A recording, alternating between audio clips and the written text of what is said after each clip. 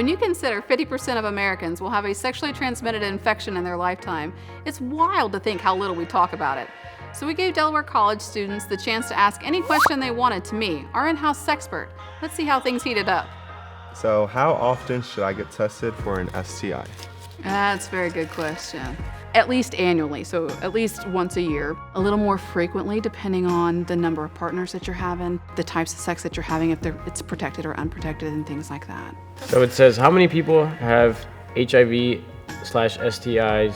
in Delaware specifically? Right now, the Department of Public Health, as of 2018, was publicizing on their website that it was over 3,500 people in the state of Delaware.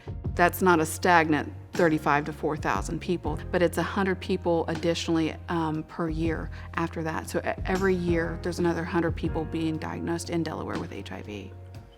Out of all the ways to prevent STIs, which method is the most effective? What type of sex are you having?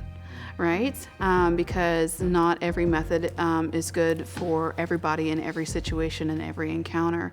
Condoms are good for penis sex, but also you could turn that around and do internal condoms for females, or for if you're having anal sex, you can use internal condoms for those too. So all different ways to protect yourself. There's no one size fits all for STIs. How would you protect yourself if you're having like oral sex?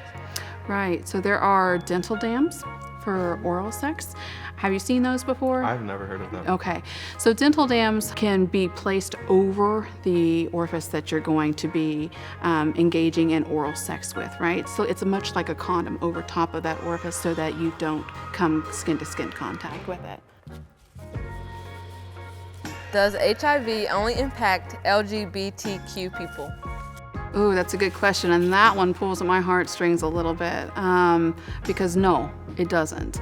HIV doesn't know whether you're heterosexual, whether you're homosexual. HIV doesn't care if you're black, you're white, you're yellow, any of those sorts of things. HIV is a virus, and viruses don't discriminate, right? What are the best options to stay protected from STIs and HIV? The first thing you should always do, right, is that you need to talk to your partner because you guys need to have a dialogue about what you're comfortable doing, what you're not comfortable doing. And then the conversation can go to, okay, well, what type of protection are we going to use for the type of sex we're going to have? As far as what's best for STI coverage, any form of barrier protection, right? So dental dams, external condoms, internal condoms are always really good for STIs. So we know that half of all adults are going to have an STI at some point in their lifetime, half of them. So how do we erase this stigma, right? How do we erase the stigma around STIs? Knowing, like you were talking about earlier, like the best options. Hey, you got condoms, externals, the dams.